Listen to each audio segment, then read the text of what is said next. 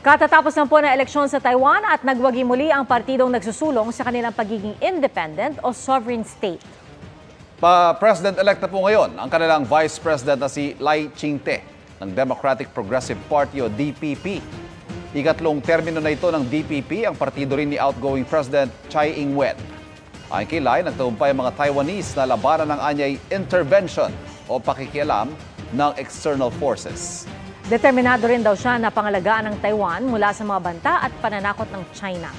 Bago nito, kinontra ng China ang kandidatura ni Lai na anilay isang dangerous separatist.